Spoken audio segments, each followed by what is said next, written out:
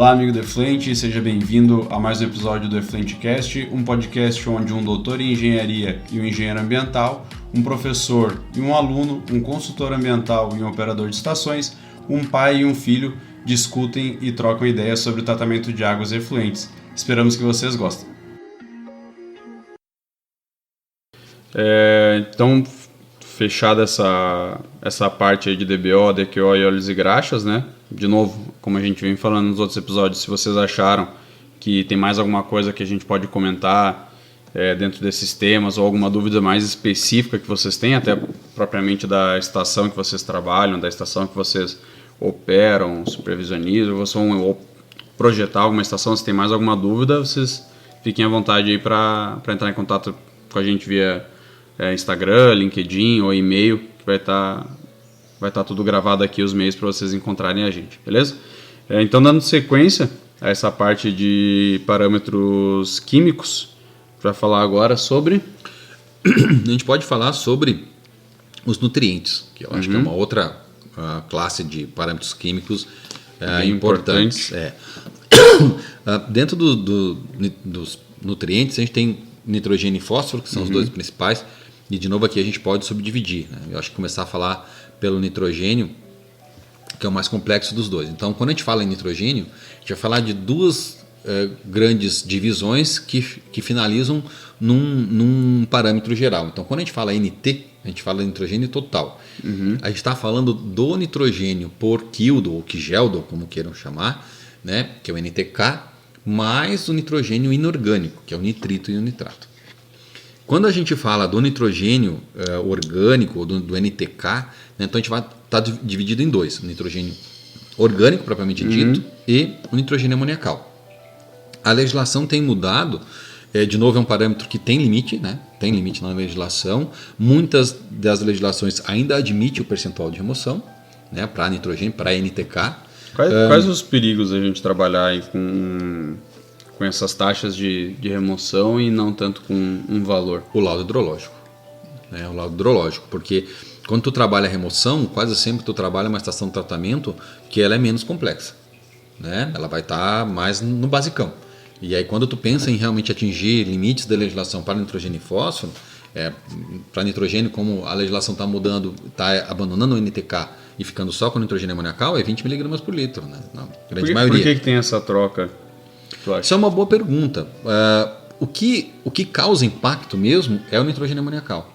Né? Então, o nitrogênio orgânico, se ele está associado a um lançamento de um recurso hídrico que tem oxigênio disponível, muito provavelmente esse nitrogênio orgânico vai se transformar em nitrito e nitrato. Então, ele não vira um problema mais imediato como é o nitrogênio amoniacal. Né? Então, o nitrogênio amoniacal é sim um problema mais grave e direto, né, de toxicidade aos peixes. Né? O peixe não suporta quantidades grandes de, se não me engano, é 1 miligrama, né? Porque o peixe, acima disso, começa a haver a mortandade em massa de peixes. Então, por isso que acaba trabalhando o nitrogênio amoniacal só e não mais o NTK. Né? Então, quando eu olho pro nitrogênio amoniacal e essa separação do nitrogênio orgânico, o nitrogênio amoniacal significa que é um material já previamente degradado. Né? É uma degradação anaeróbia, uma degradação sem oxigênio, por isso que eu vou produzir, né? Eu vou no meu nitrogênio nas formas mais reduzidas em termos de NOx.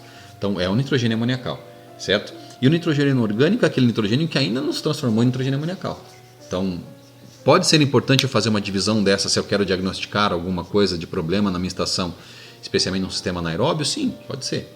Né? Mas realmente o nitrogênio orgânico ele não representa grandes coisas do ponto de vista de toxicidade como representa o nitrogênio amoniacal. Né? Então o nitrogênio amoniacal ele é sim um final de uma degradação, quase sempre de uma molécula maior, de uma proteína. Né? Então ele vai degradar e vai transformar no nitrogênio amoniacal. E esse nitrogênio amoniacal é extremamente solúvel. E aí é um problema, porque eu não tenho como fazer uma separação. Processos anaeróbios tendem a produzir nitrogênio amoniacal. Então não é de se espantar de que algum sistema, já vi isso, de novo lá na indústria de gelatina, onde a saída do meu reator WASB era maior do que a entrada. Tá? Eu não sei até que ponto não tinha um problema ali de TDAH, né, que coletaram a amostra num ponto, a saída estava no outro, coletaram no mesmo tempo, não é o mesmo efluente. Mas enfim, né, eu identifiquei que como eles tinham um efluente com muito nitrito e nitrato, muito característico do efluente de produção de gelatina, aconteceu uma transformação dentro do reator anaeróbio, aumentando essa carga de nitrogênio amoniacal na saída. Então, sistemas anaeróbios são transformadores de nitrogênio, né? Então eu venho no nitrogênio num formato orgânico, então em moléculas maiores, e eu vou degradar isso e vou transformar isso em nitrogênio amoniacal. Então a saída de um sistema anaeróbio, se eu medir entrada e saída, se eu pensar em NTK, não vai mudar nada, né? Não deveria mudar grandes coisas, né? Mas muda de nitrogênio orgânico para amoniacal. Então se eu medir isto, provavelmente tem uma diferença aí. Né, vai ter uma diferença, então eu vou ter mais nitrogênio amoniacal na saída do que eu tinha na entrada. Né? Isso é possível de acontecer por causa do sistema anaeróbio, né? Que faz essa transformação, vamos dizer assim. E aí ele é solúvel, e aí eu tenho que achar uma forma de remoção preferencialmente biológica. Tem formas, a gente vai falar nisso, sim, na remoção dos nutrientes, a gente vai falar nisso, né? Mas são formas... Inclusive com convidados que trabalham no exterior. No exterior, especificamente com isso. Aí mais pra frente, provavelmente mais final, depois da metade do ano, a gente deve estar lançando esse episódio. A gente não tem uma data fixa ainda, mas a gente vai fazer contato com uma profissional que trabalha na Austrália. Sistema de saneamento da Austrália. Então a gente vai estar... Isso para mostrar como a gente sempre vai tentar buscar pessoas de referência e de alto impacto, né? De convidados para de fato agregar o conteúdo que a gente está querendo trazer para vocês, né? Isso aí. A ideia nossa é falar de tudo, mas a gente obviamente não sabe de tudo. Né? E tem profissionais que são bem mais especialistas e aí conseguem trazer um acréscimo de informação. Então, quando a gente fala aqui de um parâmetro, a gente está falando de nitrogênio, isso tem tudo a ver com esse episódio lá da frente, que vai se falar do tratamento em si. Né? Seja ela questão de projetos, operação, assessoria, não importa. Mas dentro dessa ideia de que eu já tenho que ter uma noção do que é. Né? Então, acho que esse é o importante aqui da gente fazer essa ideia inicial para quem ainda quer agregar alguma coisa de informação, por exemplo, dentro de um parâmetro químico, que é o que a gente está falando aqui. Com certeza. Quando a gente fala, então, do NTK, seria isso, né? E aí, quando a gente fala de nitrito e nitrato, então, ele pode estar presente naturalmente no efluente, mas normalmente ele é fruto da própria degradação do nitrogênio amoniacal. Então, eu vou pegar esse nitrogênio amoniacal e vou oxidar. Então, eu vou fazer um processo aeróbio, né? Pode ser uma lagoa facultativa, muito boa para fazer isso. Pode ser um sistema desativado, muito bom para fazer isso. Eu vou pegar nitrogênio amoniacal e transformar em nitrito e nitrato. Né? Dentro de um processo biológico, é difícil, a gente tem que programar um sistema, por exemplo, se for um desativados, para poder dar conta de fazer essa transformação. E a legislação dificilmente cobra nitrito e nitrato. E dificilmente cobra NT, que seria a soma de todos esses nitrogênios. Né? Então, quando a gente fala de nitrito e nitrato, a gente é muito mais como se fosse um subproduto do processo de tratamento do que propriamente dito um contaminante que eu vou ter dentro do meu efluente. Né? Então acho que não vale a pena a gente gastar tempo aqui agora em falar dele. Né? Eu acho que nitrogênio era isso.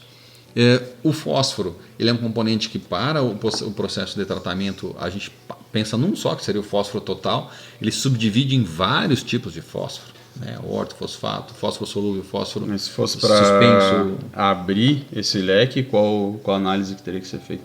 A gente tem formas de tratar, de digerir, não digerir, e aí eu consigo obter os fósforos. Fósforo orgânico, né, fósforo no formato fosfato, solúvel, suspenso. Então eu vou derivando, né, possibilidades. Para o ponto de vista de legislação e de tratamento, é o fósforo total. Né? Então ele vai estar presente aí o derivado de detergente ou mesmo de matéria orgânica, né, que vai se transformar em uma indústria de laticínios, um abatedouro, que tem isso na molécula, né, do que eu tenho no efluente, então eu vou ter fósforo disponível. E são indústrias que costumam ter, por que lembrei delas? Né? São indústrias que costumam ter problemas em relação a nitrogênio e fósforo, né? Especialmente tem fósforo no cardápio. Problemas sérios, né, com atendimento a padrão. E de novo... E é um valor bem baixo, né? Que fica na legislação. Bem baixo. Aqui no Rio Grande do Sul é de 1 a 4, né? Dependendo da vazão. Então, quanto maior a vazão, menor a minha quantidade. E de novo alertando, né? O laudo hidrológico, essa é a nossa neta Laura, está querendo entrar na nossa sala de gravação, tá brava que está fora da sala de gravação. Depois a gente mostra ela para vocês. Que ele diminui tanto quanto o laudo hidrológico também me limita, né? Então, o que a gente tem visto valores muito menores de fósforo do que a legislação em função da capacidade do recurso hídrico de receber esse efluente, né? Tá certo. Fósforo eu viajo bastante de estação para estação. Fósforo normalmente é um problema. É uma dor de cabeça. Que o pessoal encontra aí. Nitrogênio também, mas... Quando eu tenho um fósforo orgânico, por exemplo, né, que é um fósforo que está associado a material solúvel, não está digerido ainda, é fácil de remover. Uma sedimentação, uma decantação, remove. Um flotador, remove. Né? Qualquer processo físico removeria. Agora, qual o problema? É o fósforo solúvel, o fosfato, né, que passou por um processo de degradação ou está naturalmente, né, por exemplo, advindo de um detergente. Lembra de algum caso que pode ter isso aí? Já pegou algum caso? De fósforo orgânico? A boa parte das indústrias de alimentos tem. Né? No início da estação de tratamento é um fósforo orgânico. Passou pelo processo de tratamento, vira fosfato. Né? E aí o fosfato é solúvel. E aí a gente vai ter só forma de tratamento ou formas normalmente físico-químicas são as mais utilizadas. Né? Então vou adicionar aí um coagulante, um alumínio, um ferro, um cálcio e fazer a separação. Na parte de flotação ele já seria removido. Poderia ser removido uma parte ali, sim. Então todo o material suspenso... Costuma precisar de sim, segundo passo, um pós-tratamento? Costuma, porque daí sim, eu tenho todo o meu fósforo que eu não consegui remover, né, que ainda era um material que estava associado a um material solúvel, a uma proteína solúvel, qualquer matéria orgânica solúvel, que vai lá no sistema de aparecendo no teu efluente final. Né? Então lá no processo biológico ele ainda se transformou, ainda está produzindo fósforo, transformando fósforo, né? E aí sim eu vou fazer o processo de remoção. E aí muitas vezes tem que ser físico-químico e complementar, né? Pós o tratamento, por isso pós-tratamento, né? O grande boom do pós-tratamento foi para remover nitrogênio e fósforo, né? Hoje o boom é para reuso, mas ele foi inicialmente pensado para remoção de nitrogênio e fósforo, basicamente, né? Mais fósforo do que nitrogênio. Processo de filtração daria conta? Dá. Se tem muitos sistemas com zeólitas, né, que podem ser utilizados para remover fósforo. O grande problema é a saturação, né? Ela vai saturar rápido e eu tenho que fazer a troca desse material. E esse material é caro, né, de fazer isso. Então, a gente tem que fazer todo o possível para eliminar fósforo. Onde que a gente elimina fósforo por um processo biológico, por exemplo? Removendo lodo. Então, quanto mais lodo eu removo, mais fósforo vai estar contido nesse lodo, mais meu sistema equilibra nesse sentido. Bom, eu preciso fazer algo a mais, além do que eu estou conseguindo transferir para o lodo o meu fósforo. Então, aí vem um processo físico-químico para fazer essa complementação. Vai dar análise de cada sistema. Por exemplo, uma lagoa facultativa, né, que tem muita alga, muito material suspenso, ela vai ter fósforo com certeza. Então, se eu achar uma forma de remover esse material, só que aí tem que tomar um cuidado, né? O filtro é um vilão aí. Porque ele vai comatar e eu vou ter que fazer retrolavagem. E a recuperação desse filtro costuma me custar ou consumir um tanto de água que eu não estou dando, não me dei conta na hora que eu projetei. Né? Então, por isso que muitas vezes, de novo, hoje tendo toda essa preocupação com água também já entraria aí um ponto negativo, digamos assim, para esse sistema. Sim, e aí eu teria que optar por uma coagulação, floculação, enfim, porque a filtração talvez não daria conta, né? Fala, amigo do Efluente, chegamos ao final de mais um episódio do Efluente Cast. Se tu gostou, por favor, deixa aqui o teu like. Se tu não gostou, deixa aqui a tua sugestão para que a gente possa aprimorar cada vez mais os nossos episódios. E por favor, não esquece de compartilhar esse episódio com o teu chefe, teu colega, um ex-colega de faculdade, alguém que possa também apreciar o conteúdo que a gente tem a oferecer, beleza? Até a próxima, um abraço!